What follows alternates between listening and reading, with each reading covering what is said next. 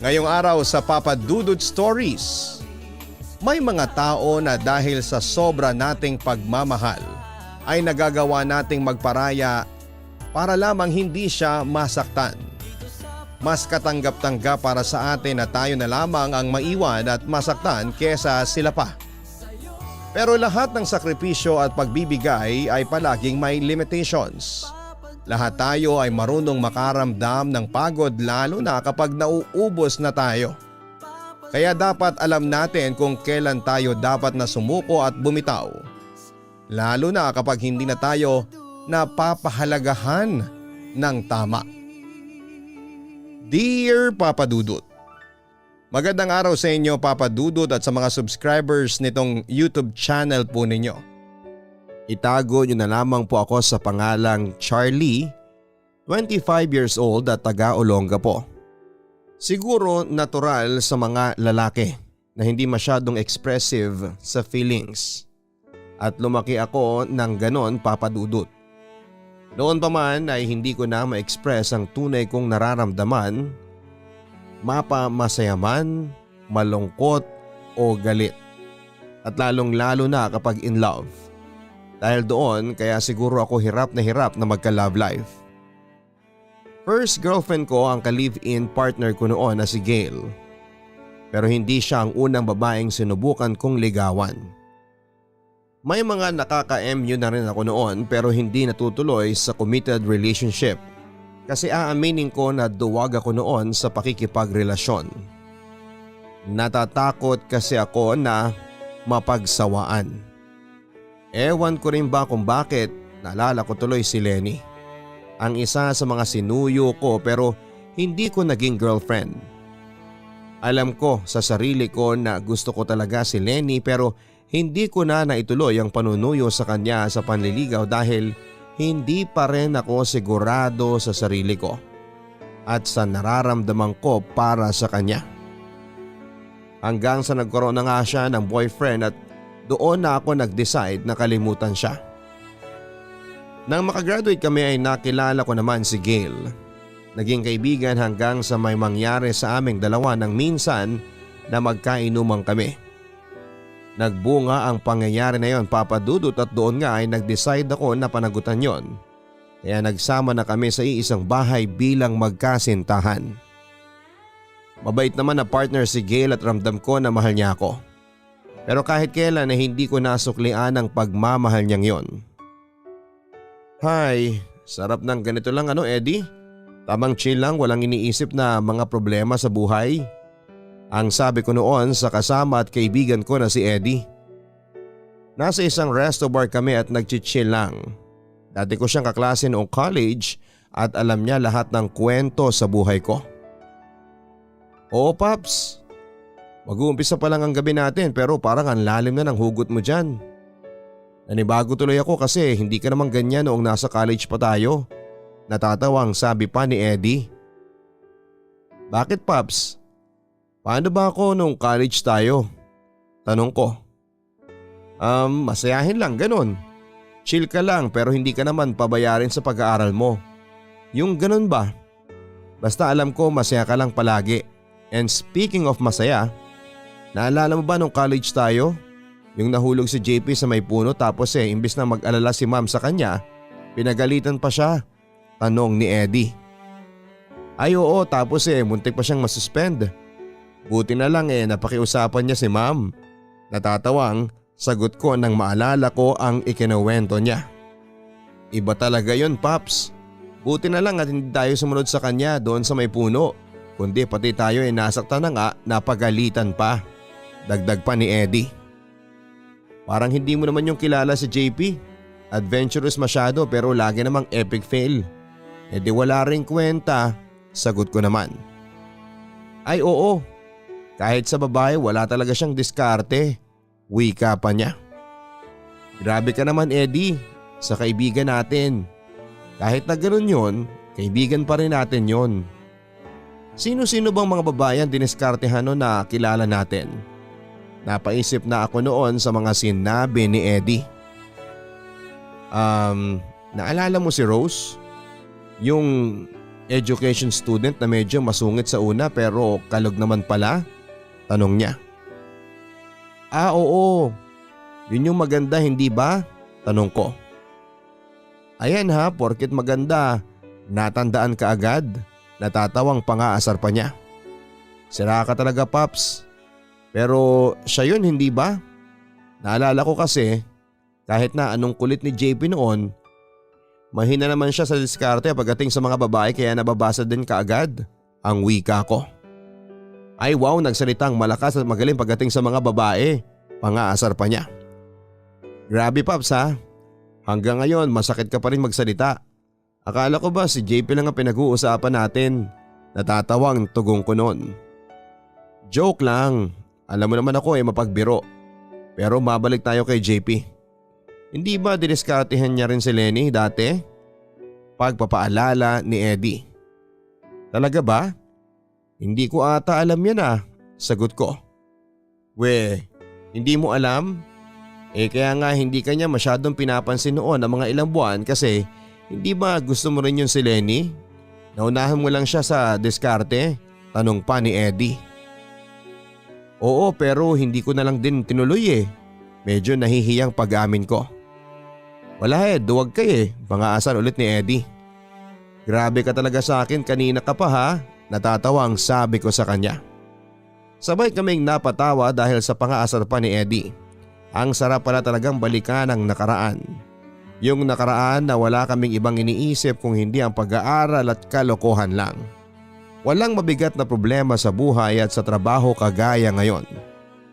Pero alam mo, napansin ko, parang hindi okay si Lenny ngayon. Yung mga sinishare niya kasing post sa Facebook nung nakaraan saka yung mga fine-favorite niya sa Twitter parang ang lulungkot. Parang tungkol sa pagiging single.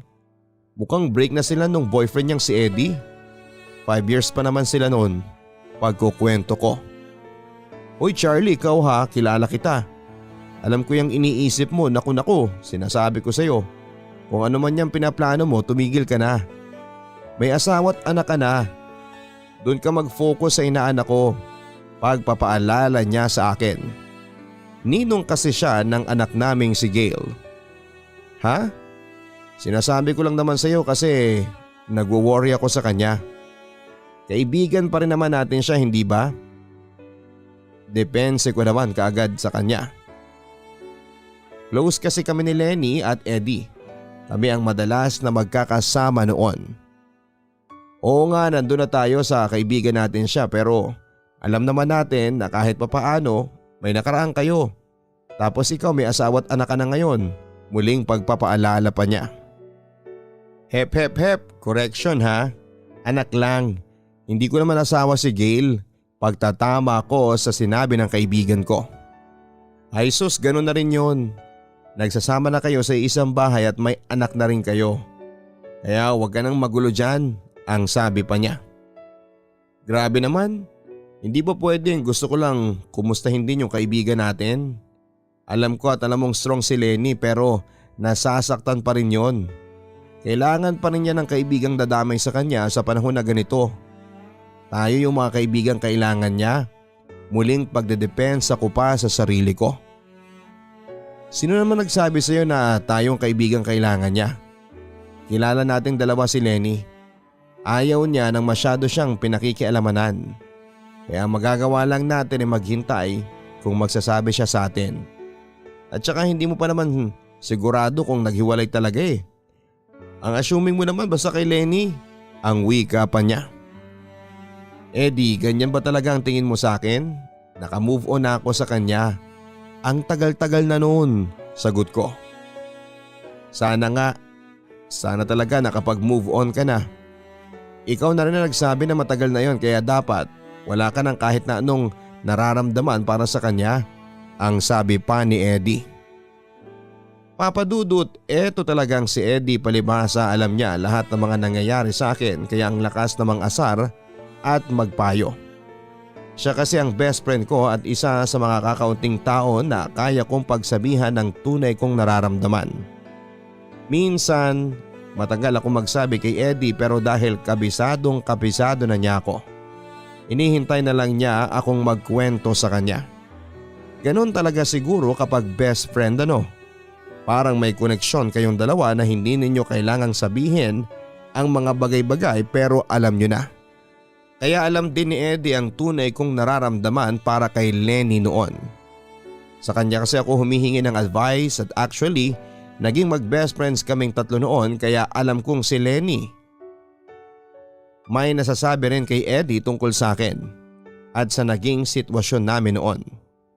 Medyo magulo kasi yung sitwasyon naming dalawa ni Lenny dati dahil na rin sa hindi ako sigurado sa sarili ko.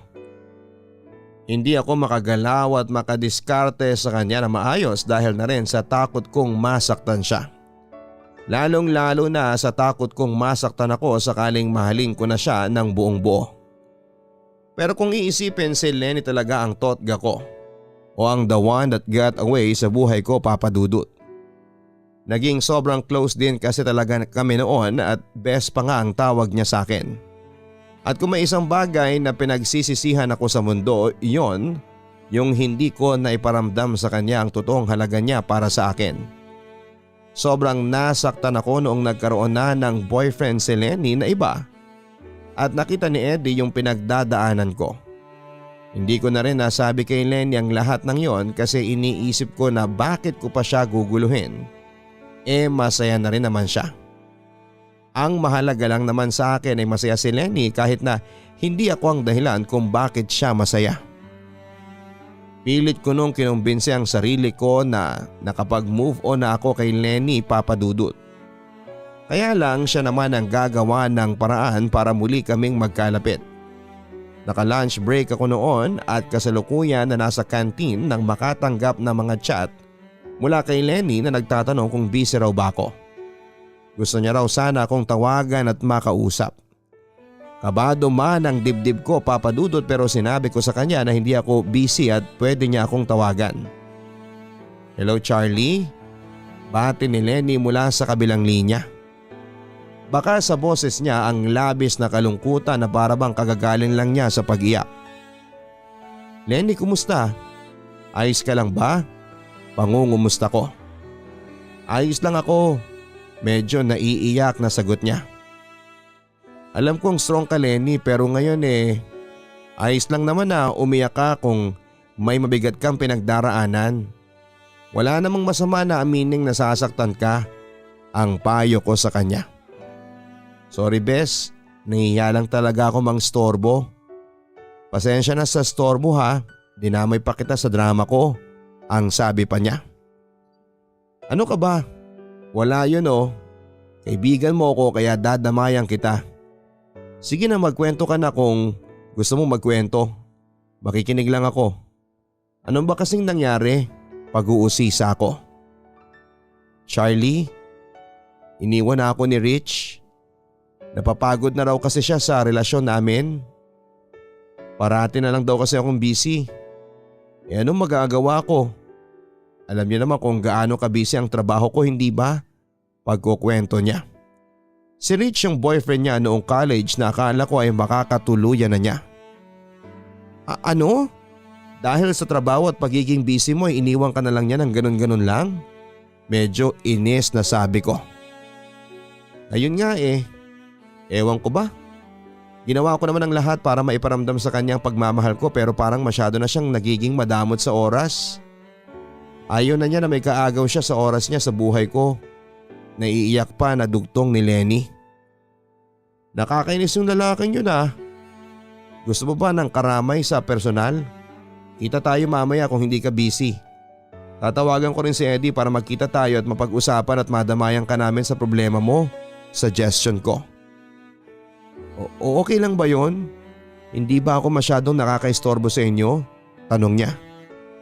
Kahit kailan hindi ka naging istorbo sa amin. Tara na mamaya. Tanong ko pa. Sige. I-chat na lang kita ulit kapag tapos na ako sa work, ang sabi ko. Ayun, sige. Babalitaan din kita kung saan tayo makikita mamaya. Bye. Paalam ko. Magkahalong kaba at excitement ang naramdaman ko noon. May 4 na taon na rin kasi kaming hindi nagkikita ni Lenny kaya naman sabik na rin talaga akong makita at makausap siya.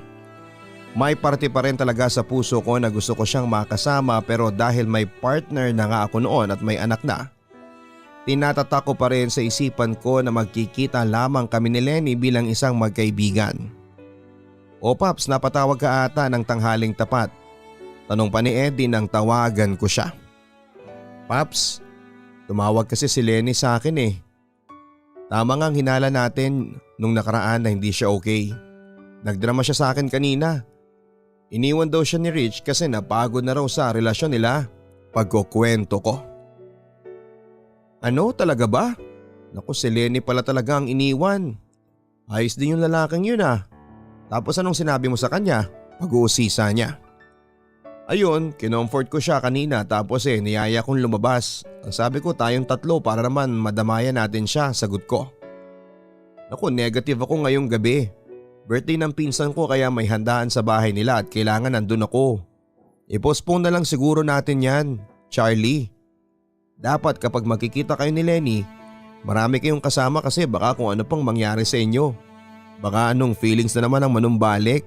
Pagpapaalala pa ni Eddie. Grabe ka naman Eddie. Hindi ba pwedeng gusto ko lang damayan yung tao? Magkaibigan pa rin naman kami ha. Kahit na nagkaroon siya ng ibang pinili na mahalin noon. Kagad namang depensa ko sa sarili ko. Oo nga naman, alam ko naman yon. Pero alam mo din naman na hirap kang mag-move on sa kanya dati. Gusto mo ba talagang mahirapan ulit? Tanong niya. Hindi na uli mangyayari yon. Magkaibigan lang naman kami. Kaibigan lang ang turing ko sa kanya. Sagot ko. Sige, sabi mo eh. Pero payo ko sa'yo, huwag mo nang ituloy. Sa isang araw na lang, update na lang kita ng schedule ko para pwede rin ako, wika niya. Nang matapos ang tawag kay Eddie ay bigla namang nagring ang cellphone ko at si Gail ang tumatawag na kaagad kong sinagot. Hello Gail? Bakit? Tanong ko. Babe, anong oras ka makakauwi mamaya pagkatapos mo sa trabaho? Magpapasama sana ako sa'yo kasi may kailangan akong puntahan. Tapos para makapag-dinner date na rin tayo. Matagal na rin kasi nating hindi nagagawa yon. Ang sabi pa ni Gail. Paano si Abby? Tanong ko pa. Pwede naman nating pabantayan muna sa kapatid ko. Ilang oras lang naman tayong mawawala dito sa bahay. Sagot niya. Naku, hindi ako pwede ngayon. Kailangan kong mag-OT kasi may hahabulin akong deadline para bukas. Pagsisinungaling ko. Ganun ba? O siya, sige okay lang. Sa susunod na araw na lang siguro. Sige, mag-ingat ka pa uwi ha. I love you. Bye. Malungkot na paalam naman niya. Medyo nalito pa ako noon sa dapat kong gawin o maging desisyon sa huli. Ayoko talagang magsinungaling sa partner ko na si Gail pero bigla na lang parang nagkusa ang bibig ko na mag-imbento ng kadahilanan. Alam ko rin na may point si Eddie na sinasabi niya kaya ayaw niyang magkasolo kami ni Lenny. Close na rin kasi si Eddie kay Gail at sa anak ko. Kaya hanggat maaari ay iniiwas niya ako sa tukso. Kaya lang papadudot ayoko rin talaga kasi na hindi damayan si Lenny sa oras na kailangan niya ng kausap. Kaya naman tinuloy ko ang pakikipagkita ko sa kanya ng araw na yon. Sayang, hindi nakasama si Eddie, ang sabi pa ni Lenny. Magkasama kami noon sa isang coffee shop. Kaya nga tinawagan ko talaga siya kasi alam kong gusto ka na rin nung makita ulit. Kaso hindi pwede. May family matters daw siya. Sagot naman niya. Hindi bale, makikita rin naman kami noon. Teka. Buti pwede ka ngayon. Hindi ka ba kailangan ni Gail sa inyo? Ayos lang ba sa kanya na nagkita tayo? Tanong niya. Oo naman. Okay lang sa kanya. Yun pa. Hindi naman ako pinagbabawalan noon. Sagot ko kasunod ng pilit na mga tawa dahil hindi ko napaghandaan ang itatanong niyang yon. Mabuti naman kung ganon. Akala ko kasi hindi niya alam. Ayoko namang makasakit o makagawa ng gulo sa inyong dalawa. Pero Charlie, salamat ha. Isang tawag ko lang at go ka na kaagad. Nakakahiya nga kasi kapag ako ang niyaya ninyo o chat man lang hirap ako mag-reply at ang tagal pa. Pero kapag ako ang nangangailangan ng karamay kagaya ngayon, lagi kayong nandyan. Salamat talaga. Medyo naiiyak na sabi niya. Ano ka ba Lenny? Magkaibigan tayo. Ganito naman talaga ang ginagawa ng mga magkakaibigan, hindi ba? Nagdadamayan kapag may kailangan yung isa. At saka naiintindihan naman namin kung gaano ka kabisi sa trabaho mo. Sagot ko naman. Salamat talaga. Ayoko lang kasing maging malungkot sana ngayon. Sana, estudyante na lang ulit tayo, no? Ngayon ko na-realize na parang nung college tayo, madali pang lahat sa buhay natin. Kasi palagi lang tayong masaya. Wika niya. Oo nga eh. Nakakamiss din ang college. Nung nakaraan na pag-usapan rin namin ni Eddie yan. Ang kwento ko. Talaga ba? Parang mapapat-throwback tayo ngayong gabi ah. Natatawa ang sabi niya. Anong throwback ba ang gusto mong pag-usapan? Tanong ko. Ikaw, throwback ng memories o feelings. Charot. Pero kung iisipin mo no, buti hindi tayo naging awkward pagkatapos nung, alam mo na, yung nakaraan natin kung matatawag mong nakaraan yon. Buti naging friends pa ulit tayo. Ang sabi pa niya. Baka hanggang doon lang kasi talaga tayo. Mas okay yung magkaibigan lang talaga tayo. Kita mo ngayon, mas nag-i-enjoy tayo na kausap ang bawat isa. Nakangiti pero medyo seryoso kong sagot sa kanya na kaagad naman niyang sinang-ayunan. Papadudot medyo nagulat ako nang i-share sa akin ni Lenny ang mga pinagdadaanan niya. Oo, magkaibigan pa rin naman kami at nagkakausap pero madalas ako ang nauunang mag-chat sa kanya. Bihira din naman siyang mag-reply siguro dahil na rin sa pagiging busy niya sa trabaho. Minsan pa ay naisip ko na baka pinagbabawalan siya ng boyfriend niya na kausapin ako dahil na rin siguro sa nakaraan namin. Pero hindi ko na yon na itanong pa sa kanya. Mas in-enjoy ko na lamang ang oras na magkasama kaming dalawa. Namiss ko si Lenny bilang kaibigan, Papa Dudut. Namiss ko yung bonding naming tatlo ni na Eddie at nalungkot ako sa pinagdadaanan ni Lenny noon dahil alam ko kung gaano siya nasasaktan. At sinusubukan kong matulungan siya sa kung paano makapag-move on. At dahil doon ay nasundan pa nga ang pagkikita namin at minsan ay kasama namin si Eddie pero mas madalas na kaming dalawa lamang. Kapag kasama ko si na Eddie at Lenny ay parang nawawala sa akin ang mga iniintindi ko sa buhay. Pati ang mga problema at responsibilidad sa bahay ay nakakalimutan ko. Parang college students ulit kaming tatlo at ang saya lang balikan ng mga pinagsamahan namin. Kaya naman mas napadalas na ang paglabas-labas ko noon. Doon lang kasi ako nare-relax kapag kasama ko sila. Lalo na si Lenny. Ay, kapagod. Buti na lang at natapos na ako sa paglalaba at pag-aayos ng mga damit ni baby. Ang sabi ni Gail bago tumabi sa akin sa pagkakaupo ko sa may sofa at niyakap ako. Babe, payakap naman oh. Pampawala lang ng pagod sa gawain dito sa bahay. Request niya sa akin. Niyakap ko naman siya habang ang tingin ko ay nasa bukas pa rin na telebisyon sa may sala. Parang hindi mahigpit ang yakap mo, babe ah. Ayos ka lang ba? Tanong ni Gail. Ha? Sorry, siguro pagod lang talaga sa trabaho. Alam mo naman ngayong linggo natambakan ako na ng gawain sa opisina. Sagot ko. Ah, ganun ba? Bakit ka natambakan ng gawain sa trabaho? Hindi ba panay naman ang overtime mo? Pag-uusisa pa niya. Kasi yung mga katrabaho ko hindi kaagad nakakapagsabit ng kailangan at mga importanteng reports. Yan tuloy na apektuhan yung trabaho ko. Nade-delay tuloy ako sa mga kailangan kong gawin. Pagkukwento ko. Ay oo nga, ang hirap nga niyan.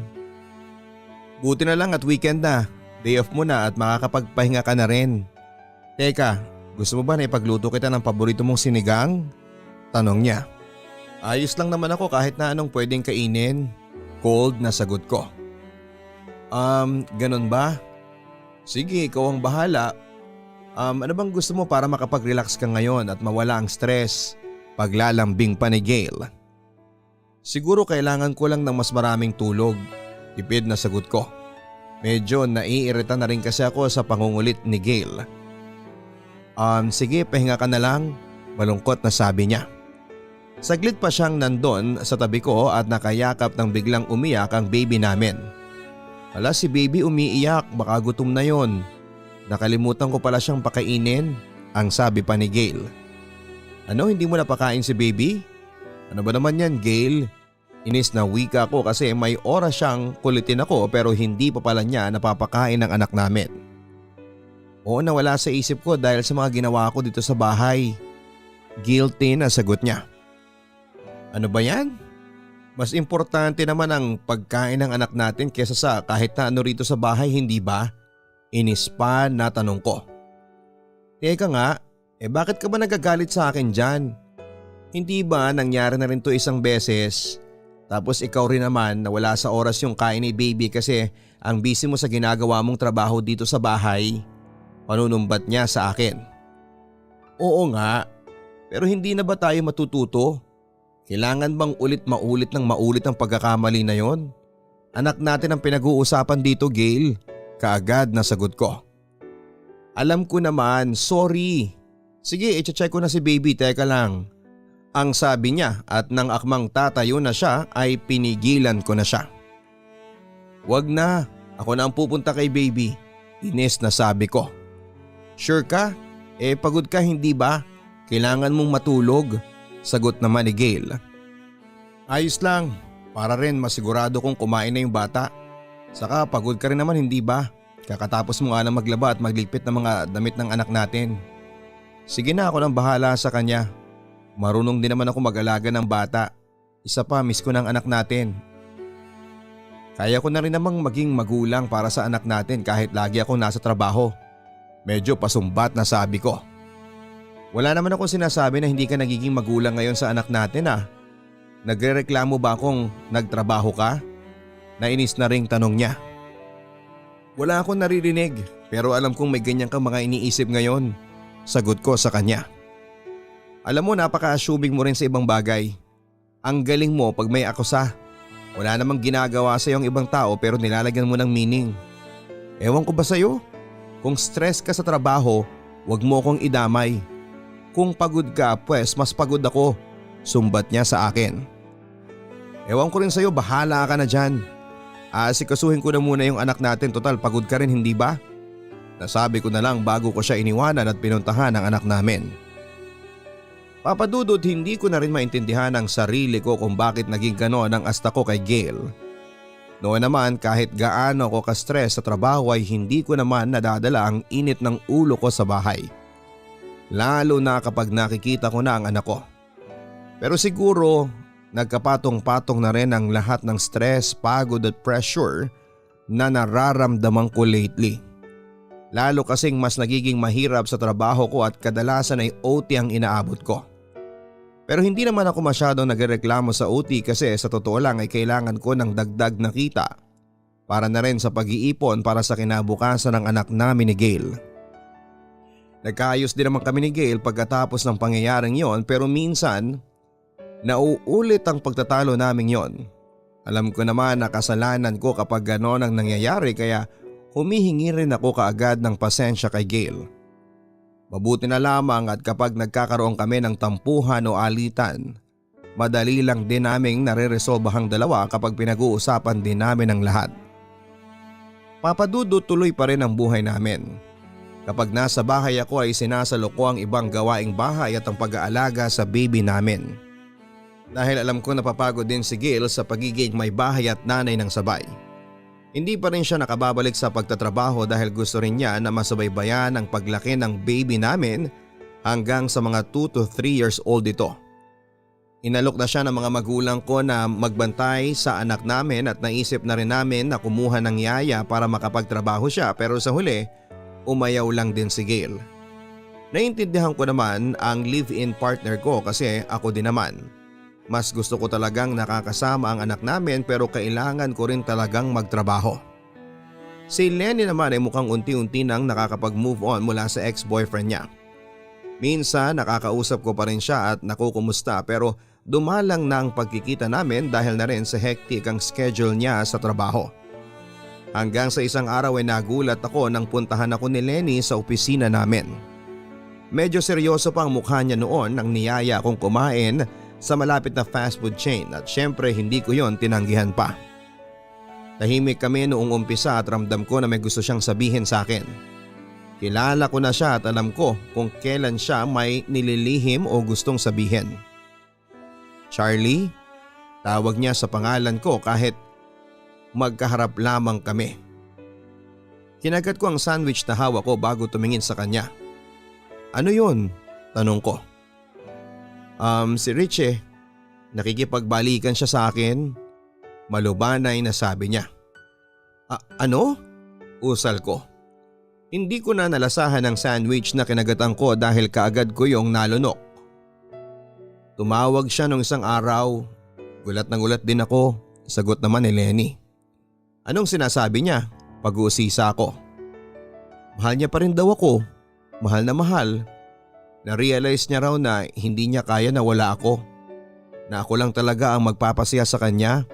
Ang kwento pa ni Lenny. Sus, mahal ka talaga niyan. Sana, hindi ka na niya iniwanan una pa lang. Napapailing na komento ko. Kaya nga eh. Saad naman niya. Anong sinagot mo nung sinabi niya yon? Tanong ko. Nung tinanong niya kung open ba ako sa possibility na magkabalikan kami, ang sabi ko hindi ko pa alam. Kasi ang totoo hindi ko rin alam ang isasagot ko sa kanya. Binigla niya ako eh. Mula sa pagtawag pa lang niya sa akin. Seryosong sagot niya. Mahal mo pa ba siya? Tanong ko sa kanya. Oo, sagot niya. Yun naman pala eh, wika ko. Pero kasi nasaktan na niya ako ng sobra, hindi ba? Paano kung maulit lang kapag nakipagbalikan ako? Medyo naiiyak na tanong niya. Parte naman ng pagmamahal ang masaktan. Para sa akin, hindi mo malalaman na tunay kang nagmamahal kung hindi ka nasasaktan. Kung nasasaktan ka tapos mahal mo pa rin ang isang tao, doon mo masasabi na pagmamahal yung nararamdaman mo talaga para sa kanya. Sagot ko. Alam ko naman na mahal ko pa rin naman siya. Siguro natakot lang talaga ako kasi naiwanan na niya ako kahit na mahal niya ako. Wika niya. Naiintindihan ko rin naman yung takot mo kasi natural yon. At syempre bilang kaibigan mo, ayaw ko namang masaktan ka rin ulit kaya wala akong ibang maipapayo sa'yo kundi ang mag-ingat ka. Ingatan mo ang feelings mo. Tama lang din na gawin mo yon. Tama lang na protektahan mo ang sarili mo. Pero wag mong sobrahan.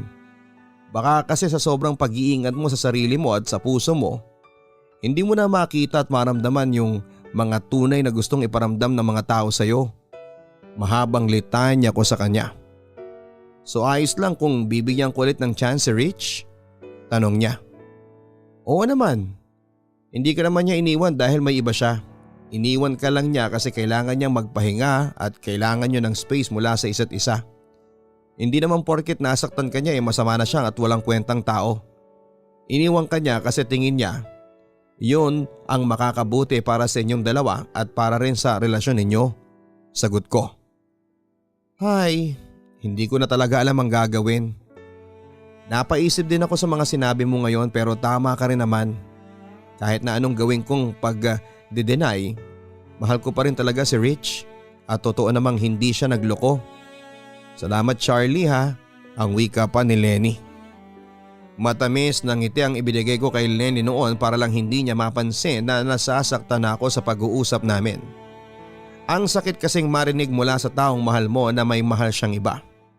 Pero ang mas masakit doon, yung ginagawa kong pagtulak sa kanya pabalik sa taong minahal niya kahit minsan na siyang nasaktan nito. Pagkatapos naming magkape ni Lenny ay hindi kaagad ako umuwi. Niyaya ko si Eddie na uminom kaming dalawa na kaagad naman niyang pinaunlakan. Akala ko hindi niya pa alam ang tungkol sa pakikipagbalikan ni Rich kay Lenny. Pero nagulat ako nang mahulaan niya ang dahilan ng pagyayaya ko sa kanya. Alam kong pinuntahan ka ni Lenny kanina at sabay kayong nagkape kasi kinuwento niya sa akin sa chat. At sinabi rin niya yung mga pinayo mo sa kanya. Marami ka na namang tamang sinabi doon Charlie. Ang puri naman ni Eddie. Ako pa ba? Wika ako. Sana kung gaano ka kagaling mag-advise sa kanya, ganun ka din sa sarili mo, hindi ba? Sana nung sinabi mong simulan na niyang mag-move on, ikaw din sana. Ginawa mo, komento niya. Ano bang sinasabi mo dyan? Kunwari hindi ko alam ang tinutukoy niya. Ano ba naman Charlie? Tayo-tayo na lang to. Best friend kita kaya kilala kita. Kabisado ko na ang mood at emosyon mo. Huwag na tayong maglokohan. Alam kong hanggang ngayon, hindi ka pa rin nakakapag-move on kay Lenny. Kaya nga to the rescue ka kaagad nung binalita niya na break na sila ni Rich. Sagot niya. Siya naman ang lumapit. Kaibigan natin si Lenny. Alam nga namang hindi ko siya tulungan. Muling tanong ko. Wala naman akong sinasabing ganon Paps. Ang sa akin lang, parang ang bibo mo naman ata sa pagsagip kay Lenny. Sige, sabihin na nating walang mali siya yon sa kanya pero alam naman nating parehas na sa loob-loob mo. Iniisip at hinihiling mo na sana matauhan na siya kay Rich at mapansin niya ulit yung nararamdaman mo para sa kanya. Sagot niya. Di kung ano-ano yung iniisip mo ngayon pagde-deny ko pa. Paps, ako to ang best friend mo. Pwede mong sabihin sa akin ang lahat. Pangungumbinsi pa niya. Pero ayokong sabihin ang lahat sa iyo kasi lalong babalik ang lahat sa akin. Naka-move on na ako Nakapag-move on na ako sa kanya. Pigil ang mga luhang sagot ko sa kanya. Sobrang hirap talagang pigilan ang damdamin lalo na kung sobrang mahal mo ang isang tao, Papa Dudut. Kung noon talaga naka-move on ka na sa kanya, dapat noon pa hindi mo na siya pinilit kausapin. Dapat hindi mo na hinayaan ang sarili mo na mapalapit ulit sa kanya. Hindi mo pwedeng abusuhin ang pagiging magkaibigan ninyo, Charlie. Hindi ka na dapat nagpapaapekto sa kahit na anong nangyayari sa buhay ni Lenny.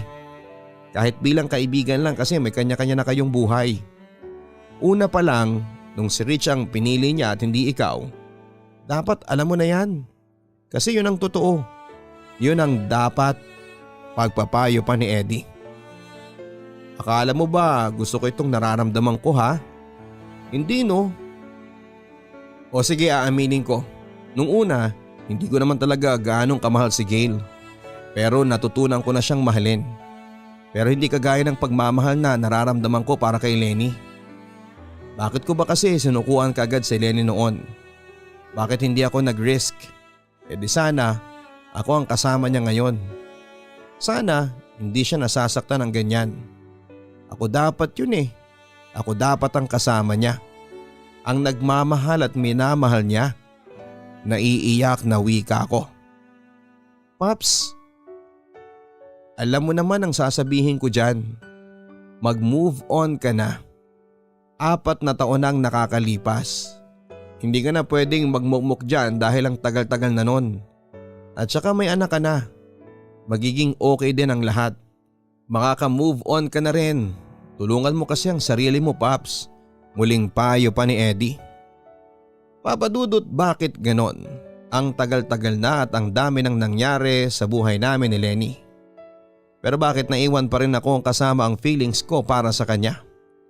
Akala ko naman ay naka-move on na ako kasi may Gail na ako sa buhay ko. Pero si Lenny pa rin pala. Hindi ko gusto ang nararamdaman ko noon at nagigilty ako na baka nagamit ko lang si Gail bilang rebound habang nag-move on ako. Pero hindi ko na talaga napigilan ang sarili ko na aminin na si Lenny pa rin talaga ang minamahal ko. Sobrang naapektuhan ako sa pagbabalikan ni na Lenny at ng boyfriend niyang si Rich. Nakikita ko ulit ang mga post ni Lenny sa Facebook kung gaano siya kasaya sa boyfriend niya at bumalik ang dati. Na para akong sinampal ng katotohanan na hindi sa akin si Lenny at mukhang kahit kailan hindi na siya magiging sa akin. Ang sakit, sobrang sakit. Hindi ko maintindihan pero nasasaktan pa rin ako. Pagkatapos nilang magkabalikan, ako na mismo ang gumawa ng paraan para dumistansya kay Lenny. Kahit pa nahihirapan ako. Sobrang nami-miss ko na siya araw-araw at kailangan kong pigilan ang sarili ko na i-chat siya ng una. Nag-chat din siya sa akin pero ako na ang hindi nagre-reply. At dahil sa nasasaktan ako ng sobra ay naapektuhan na talaga ako sa araw-araw at hindi ko alam na pati ang paligid ko ay naaapektuhan na. Kasama na roon ang partner kong si Gail at mas naging cold ang pakikitungo ko sa kanya. At madalas din ay mainit ang ulo ko sa bahay kaya ang resulta ay palagi kaming nagtatalong dalawa. Alam mo, kanina pa kitang napapansin na parang wala ka sa sarili. Actually, ilang araw ka ng ganyan. Ang lalim na naman ang iniisip mo. Ano na naman ba yan? Seryosong sabi ni Gail. Nag-aayos kami noon ng mga bagong damit namin sa bahay pero hindi niya ako makausap ng maayos. Ayan ka na naman eh. Wala nga akong problema. Inis na sagot ko. Puro kang wala kahit halata namang meron. Charlie, pagod na ako dito sa mga gawaing bahay at sa pag-aalaga ng anak natin tapos konting opinyon na nga lang ang hinihingi ko sa iyo sa pag-aayos ng mga gamit natin, hindi mo pa magawa. Naiinis pa na dagdag niya. Sorry na, pagod lang ako. Nasabi ko na lang. Pagod? Lagi ka na lang pagod. Hindi ko na nga alam kung saan ka napapagod eh. Sigaw niya sa akin. Pagod ako sa trabaho, Gail. Gagawin mo ba talagang issue yon? Sa inis ko ay hindi ko na rin tuloy napigilan ang sarili ko na patulan siya. Sa trabaho ba talaga o sa pagdamay sa Lenny na yon ka napapagod? Biglang tanong niya na saglit na nagpatahimik sa akin. Kilala niya kasi si Lenny at alam niya ang tungkol sa dati kong nararamdaman para dito. Bakit ka ba nandadamay ng ibang tao dito? Ikaw lang naman tong may issue dyan eh. Kagad na pagtanggi ko. Paano hindi ko siya idadamay? Alam ko naman na kaya ka distracted nitong mga nakaraan kasi dahil sa kanya. Sabi niya agad-agad. Anong nahihibang ka na ba, Gail? Naiinis na wika ko. Ikaw tong hibang. Hibang na hibang ka pa rin kay Lenny. Akala mo ba hindi ko alam ang nararamdaman mo para sa kanya? Huwag mo nang subukang i-deny, Charlie. Alam na alam ko at ramdam na ram ko na kahit na anong gawin ko, hindi ko mapapantayan niyang si Lenny dyan sa puso mo. Naiiyak na sabi niya. Pero ikaw naman ang pinili ko, hindi ba? Ikaw ang kasama ko ngayon. Giit ko sa kanya. Kasama nga kita pero yung puso mo nasa iba. Hindi ko pa rin pagmamay-ari. Pinili mo lang naman ako kasi wala ka ng choice eh. Pinili mo ko kasi gusto mong makapag-move on kay Lenny. Pero hindi mo pa rin magawa hanggang ngayon. Sagot niya. Paano? Pinikot mo lang kasi ako. Ginawan mo talaga ng paraan para mabuntis kita. Kahit ayoko naman talaga. Akala mo hindi ko alam yon? Hindi ko na napigilang sabihin sa kanya na dahilan para masampal niya ako ng mahigpit. Makapagbintang ka, Charlie ha. Pero kung nagawa ko man yun, pikuting ka, yun ay dahil mahal na mahal kita at natatakot ako na mawala ka sa akin. Naiiyak na sagot niya. Sinabi ko na nga ba tama ako eh. Pero hindi mo pa rin dapat ginawa yon. Kahit na anong rason mo, mali pa rin ang ginawa mo. Nasira ang buhay ko nang dahil sa ginawa mo, panunumbat ko sa kanya. Sinasabi mo bang nasira ng anak natin ang buhay mo? Ano? Nagsisisi ka bang pinanagutan mo ako at ang anak natin? Hindi makapaniwalang tanong niya. Kitang kita ko sa mukha niya na labis na siyang nasasaktan noon kaya nagigilty na rin talaga ako. Gail, mahal ko ang anak natin. Mahal kita pero kagad niyang pinutol ang sinasabi ko. Mahal mo nga ako kaso lagi kang may pero. Hindi ba pwedeng wala na yung pero na yan? Kailan ko ba marinig yung mahal kita nang hindi ko nararamdaman na wala ka ng pahabol na pero? Paano nga naman mangyayari yon hanggang ngayon si Lenny pa rin naman talaga ang mahal mo. Kahit na anong effort ko si Lenny pa rin ang nasa puso mo. Patuloy na pag-iyak niya. Gail, hindi yun sa ganon. Hindi naman lahat ng pagmamahal natin para sa mga tao pare-pareho lang. Nagkataon lang siguro na magkaiba talaga ang pagmamahal ko para sa iyo at para kay Lenny. Paliwanag ko naman. Hindi yun nagkataon, talagang ganon. Talagang iba. Kasi iba talaga si Lenny para sa iyo. Hay, tama na nga to. Saka na lang tayo mag-usap. Kailangan kong tapusin ang mga ginagawa ko para sa bahay. Paalam niya bago umalis sa harapan ko. Papadudot ng lamig ang buong katawan ko sa pag-amin ni Gail na nagawa niya akong pikutin para magkaanak kami at umabot sa pagli-live-in. Sa totoo lang, noong nalaman kong nabuntis ko si Gail ay wala akong balak na takbuhan ng responsibilidad ko sa kanya pero wala sa loob ko ang magsasama na kaming dalawa. Para kasi sa akin ay magiging ama ko sa anak ko pero hindi pa ako magiging asawa kay Gail. Pero dahil sa pagpupumilit at kagustuhan ng mga magulang namin ay wala akong nagawa kundi ang sumunod na lamang. Ilang beses pa na nagkaroon kami ng confrontation ni Gail tungkol sa mga nangyari hanggang sa nakapag-decide na siyang makipaghiwalay sa akin. At dahil nga sa pag-alis niya ay naiwan ako mag-isa. Ang sama ng loob ko pero alam kong kasalanan ko naman kung bakit naging ganito ang buhay namin. Ang buhay ko. Masama rin ang loob ko kasi inalayo sa akin ni Gail ang anak namin at ilang buwan ko nang hindi nakikita at nakakasama ang bata. At ilang buwan na ring walang direksyon ang buhay ko at lahat ay iniwasan ko at tanging si Lenny at Eddie lang ang pilit na bumabalik sa buhay ko noon. Hala, ang kalat naman dito, Charlie. Puro bote ng alak. Araw-araw ka ba naglalasing? Tanong ni Lenny na makapasok sila ni Eddie sa bahay ko.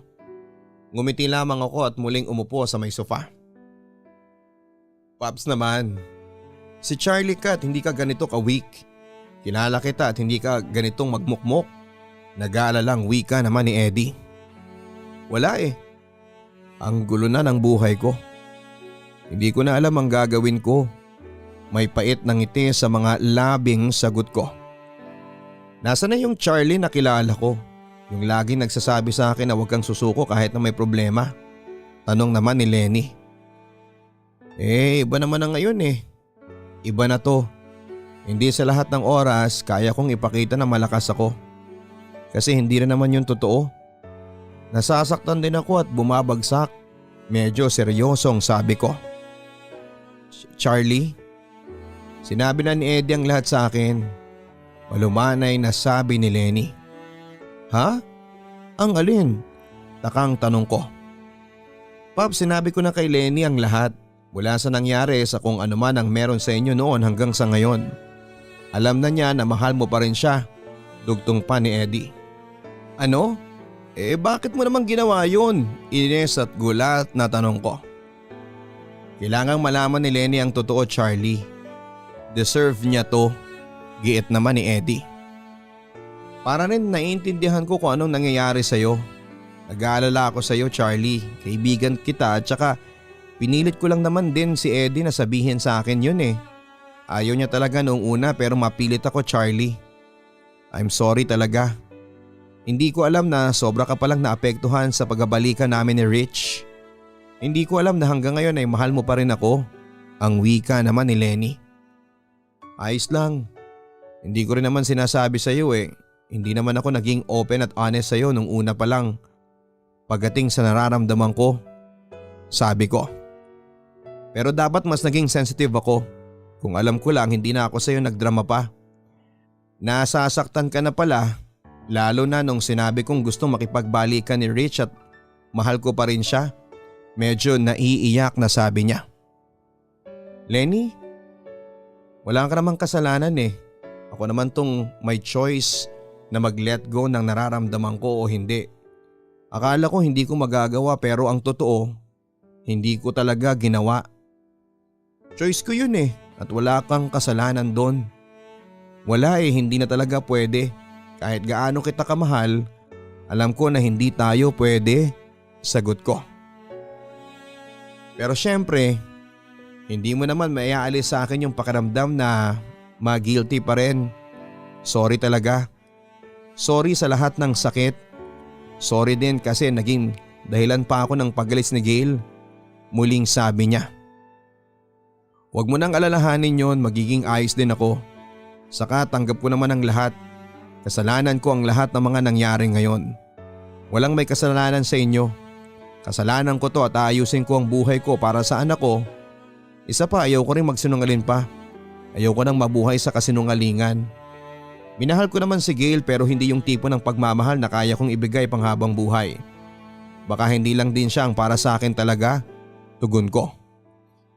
Papadudot pagkatapos ng pag-uusap namin ni Lenny ay nagsimula na ulit ako ng bagong buhay. Malaki ang naging tulong sa akin ang naging closure namin dahil doon ay natauhan na ako. Ngayon ay nagmo-move on pa rin ako kay Lenny pero alam ko at malinaw na sa akin ang lugar ko sa buhay niya. Masaya ako para sa kanya sa kung ano ang meron siya sa ngayon. Pagkatapos ng naging closure naming dalawa ni Lenny ay nagkaroon rin ako ng pagkakataon para makausap ng masinsina ng mga magulang ko. Dinalaw nila ako at sinabi ko sa kanila ang lahat na hindi talaga si Gail ang mahal ko. Napinikot niya lamang ako kaya kami nagkaanak at napilitan lang din ako na tumira kasama siya dahil lang sa anak namin at dahil na rin sa kagustuhan nila. Nagkaliwanagan na kami ng mga magulang ko at pinaliwanag nila na gusto lang naman nila ng makakabuti para sa akin at lalo na para sa apo nila. Akala daw nila ang pagkakaroon ng magkasamang mga magulang para sa anak namin ni Gail ang makakabuti pero ngayon naiintindihan na nila ako at nangako sila na hayaan na nilang mag-decide ako sa buhay.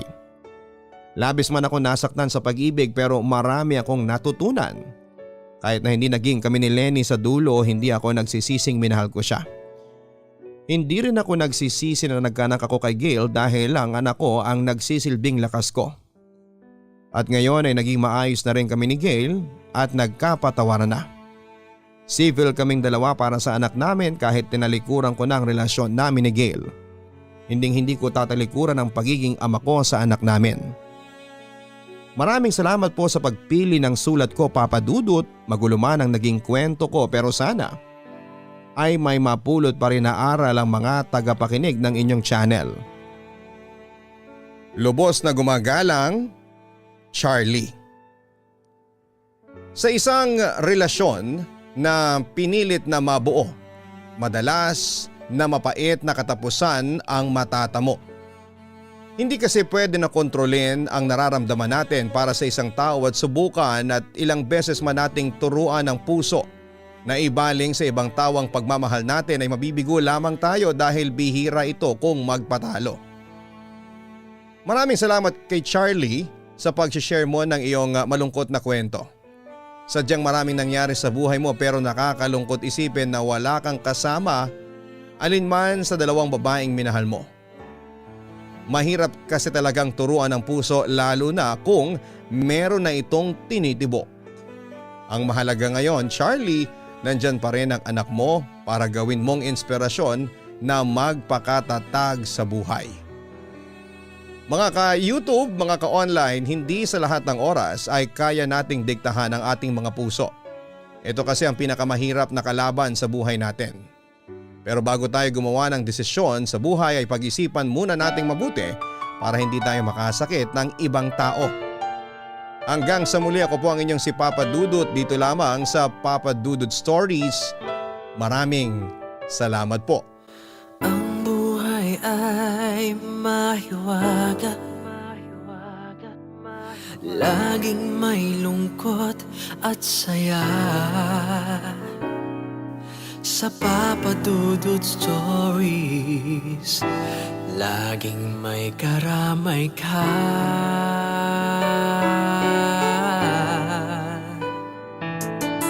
Mga problemang kaibigan, dito ay pakikinggan ka. Sa Papa Dudut Stories, kami ay iyong kasama. Dito sa Papa Dudut Stories, ikaw ay hindi nag-iisa.